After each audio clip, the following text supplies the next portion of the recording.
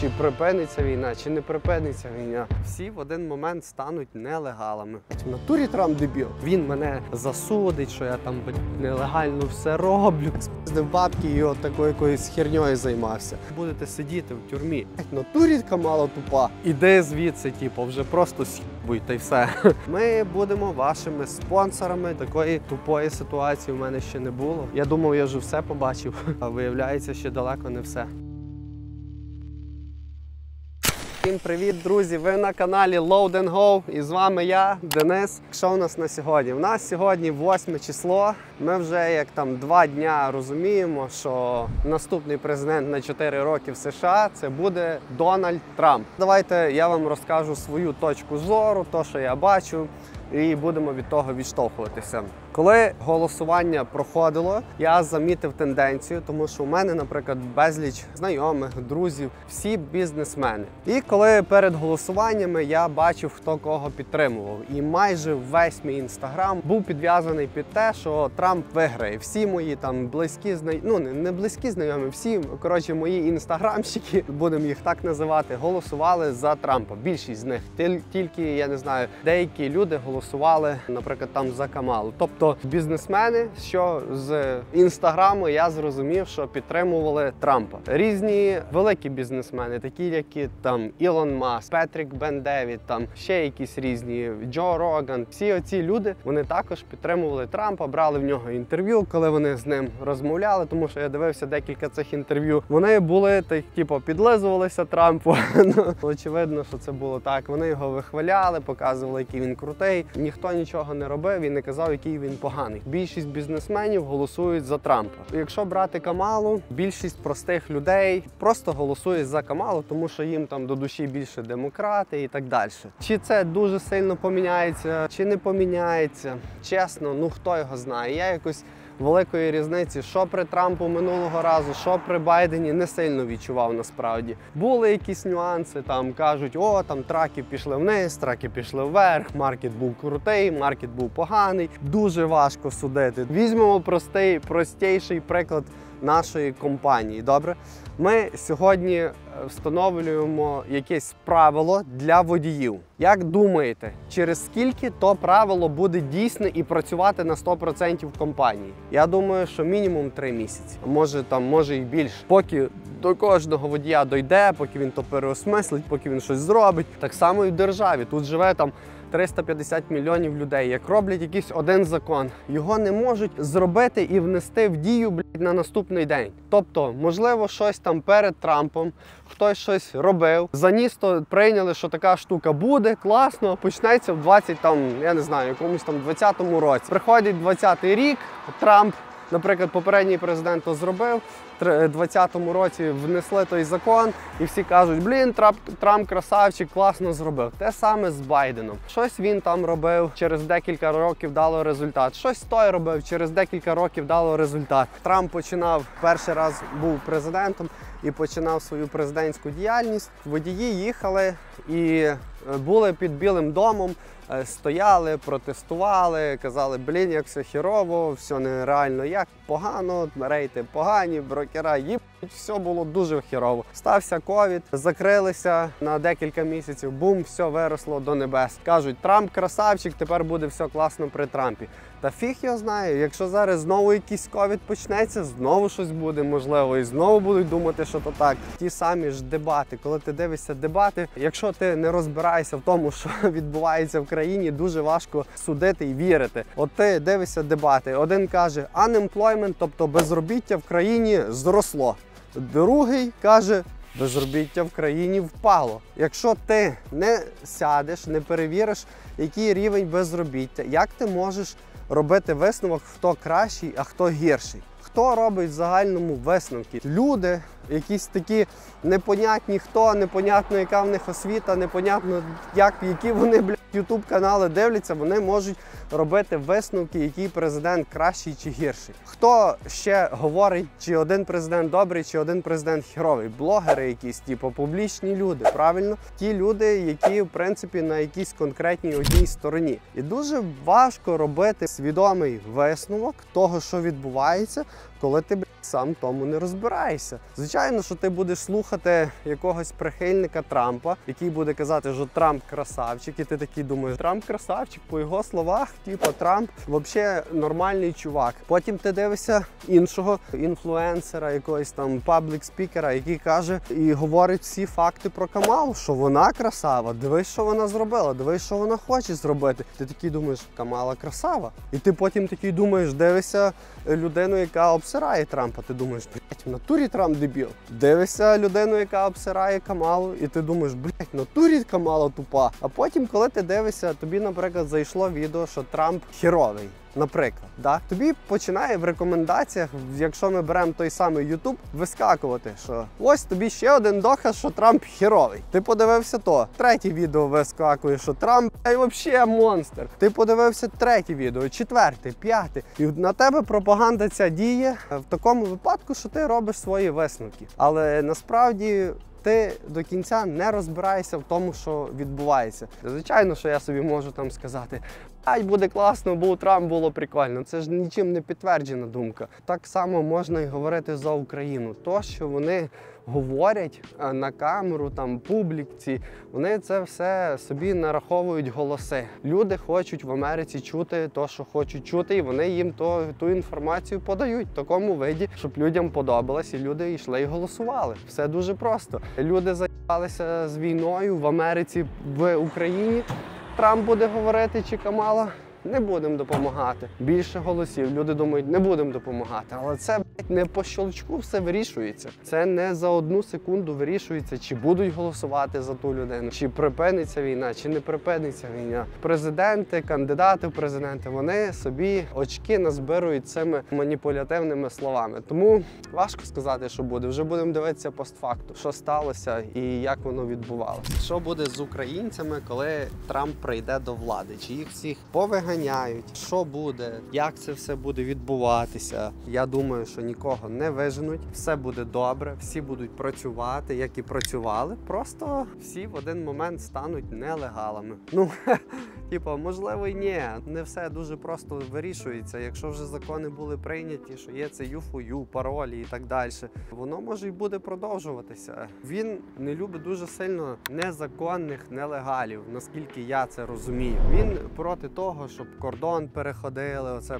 без в'їзду, без цієї форми I-94, щоб ці всі нелегали просто не залітали в країну. Коли ти залітаєш в країну, працюєш на кеш, всі ті кошти відправляєш назад в якусь іншу країну, з якої ти приїхав, це погано. Коли люди приїжджають сюди, працюють тут, заробляють кошти, живуть тут, відпочивають тут, розвиваються тут, будують хати тут, купують хати тут, розвивають економіку. Це не є погано. Так вся Америка живе. Тому це зовсім не є погано, і мені здається, що українцям, які приїхали по ЮФОЮ, нічого не буде. Ніхто їх виганяти не буде, відправляти додому ніхто не буде. Можливо, на якийсь період часу, рано чи пізно це і так повинно було статися, там закінчиться війна, можливо, перестануть давати право на роботу, перестануть продовжувати оці якісь там паролі, temporary protection статуси, ЮФОЮ і так далі. Вони просто перестануть це продовжувати. Але чи вас відправлять додому? Та ніхто не буде відправляти, нікому це не треба відправляти додому. Це дуже дорого. Хіба ви там наробили якоїсь херні, вбили когось, ще якась фігня. Ну, що зроблять, то посадять вас в тюрму, але і то не відправлять додому. Просто будете сидіти в тюрмі. Довго не думайте. Починайте процеси грін-карти. До речі, ми одна з тих компаній, яка дає ось цю можливість. Працюючи водієм в Штатах, ви можете зробити грін-карту. Ми будемо вашими спонсорами для того, щоб ви могли зробити ось цю грін-карту. Тобто ви працюєте як водій і ви робите собі грінку. При тому всьому ви можете зробити грін-карту ще й своїй сім'ї. Так що це дуже круто, за однією ціною ваша дружина, діти можуть отримати грін-карту. Якщо у вас є плани, звичайно, тут жити, якщо ви плануєте там після закінчення війни, наприклад, в Україні, коли б вона не закінчилась, їхати додому, тоді вам це не потрібно. Не потрібно тратити лишні кошти і так далі. Але якщо у вас в планах залишатися тут, будь ласка, дзвоніть, будуть. Ми вам всі деталі розкажемо, покажемо, і можливо тоді у вас не буде такого страху, там що зробить Трамп, якщо там як він прийде до влади. Я думаю, нічого, максимум, що не поновить документи, але це і так стабільна штука, що багато людей тут буде без документів, тут багато людей вже без документів, і нічого, якось жили, і якось розвивалися, і якось їздили на трачках, і якось поновляли ті CDL права. Все є, вже все давно продумано, все зроблено, всі все знають, просто ви попали в такий період, що вам не треба було це думати, як це робиться, і воно вам було дуже легко насправді. А є люди, які вже це все проходять, і які дуже щасливі, що получили то CDL, і які дуже дивуються, коли їм пропонують, наприклад, зробити грін-карту, а вони кажуть, ні, не хочемо. Є люди, які тут по 15 років живуть без документів, і нічого, і живуть, і заробляють, і добре себе почувають, просто не виїжджають за кордон. Тому думайте наперед, дзвоніть нам, якщо вас такі штуки цікавлять, і ми вам будемо розказувати, що буде далі.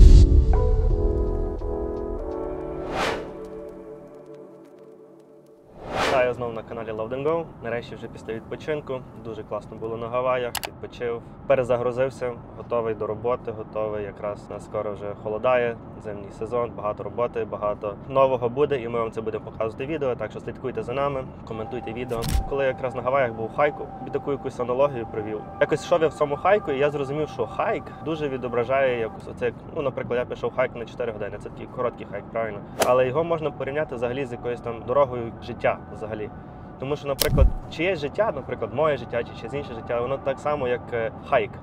Він там має початок, він має кінець. І когось він простий, меншими ризиками, а в когось він там з великими ризиками. Людина, яка, наприклад, ризикує. До чого я веду? Наприклад, я так по собі аналізував і, в принципі, хочу так трохи донести цю думку. Я вибрав один там з самих важких і самих небезпечних хайків на острові Оаху, який там називається Three Peaks, там 3 вершини. В той день лише один я йшов до 3 вершин, тобто всі 3 вершини пройшов. Люди завжди на першій вершині розвертаються і йдуть геть. Тому що саме більше людей якраз розбивається, зривається, стають гори між першим і другим і третім піком. Я собі думаю, чого взагалі я туди захотів йти. Я про хайк говорю, а хтось, наприклад, може там з парашуту стрибати, в принципі, там, або ще якісь там, я не знаю, вінгсюти оці є, де люди взагалі над горами пролітають, тобто вони дуже сильно ризикують. Але їхнє життя цікаве.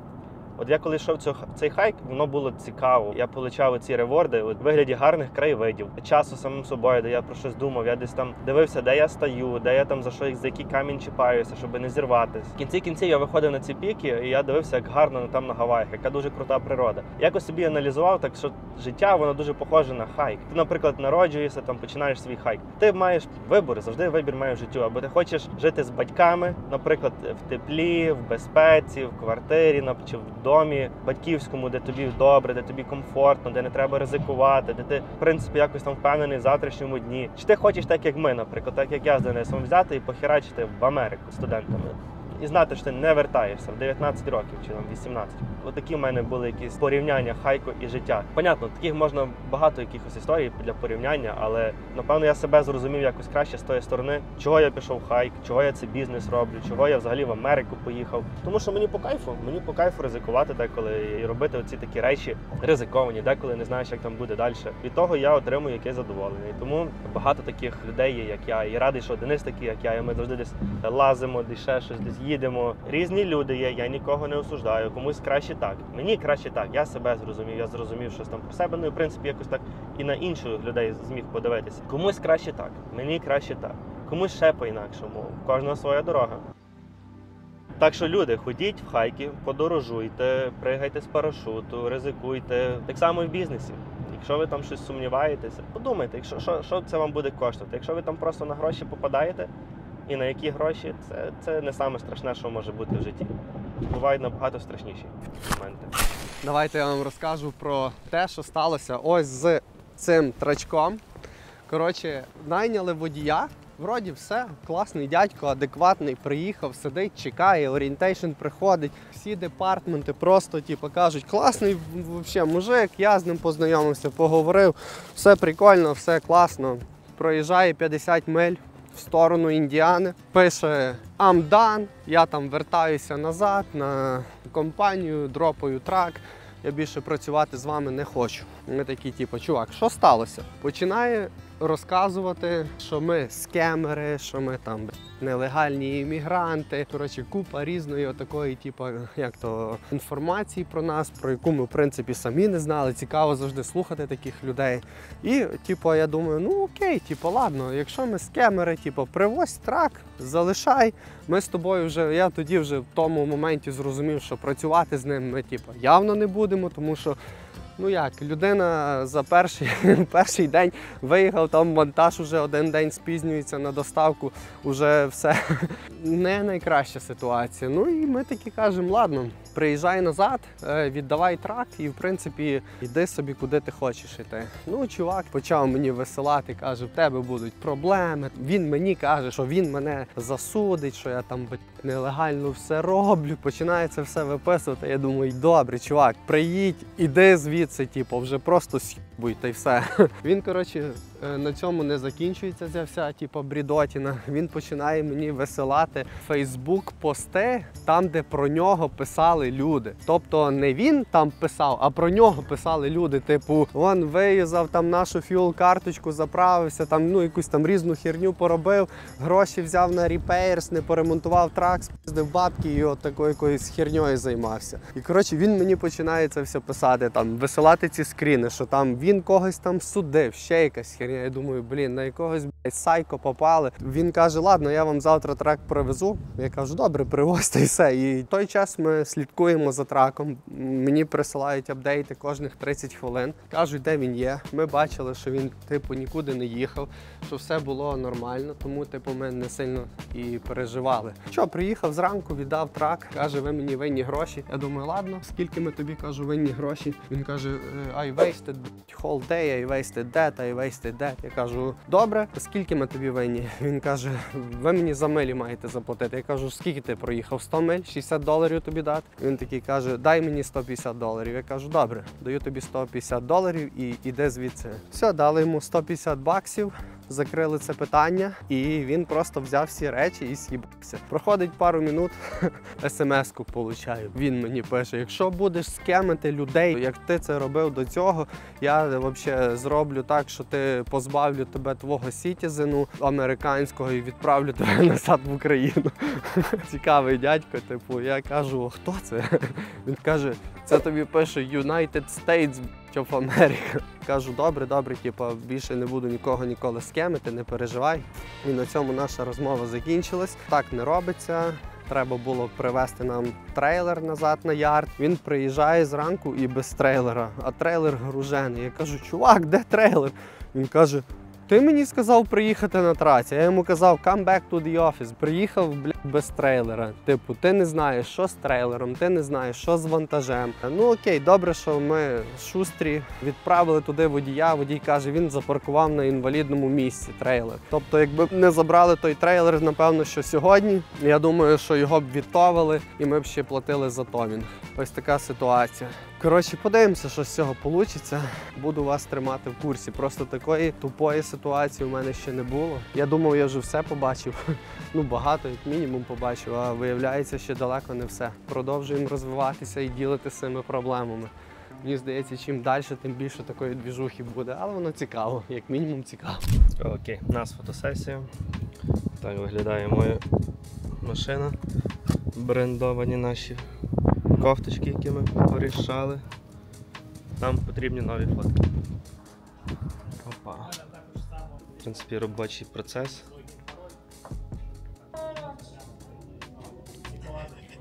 Що? Бекстейдж. Хочеш со мною сфоткатися? Давай. Давай. Сфоткай мене з Андрієм. Як у нас це все відбувається. Куча всякого стафу. Я типа трошки достану. Да, це, блін, страшно.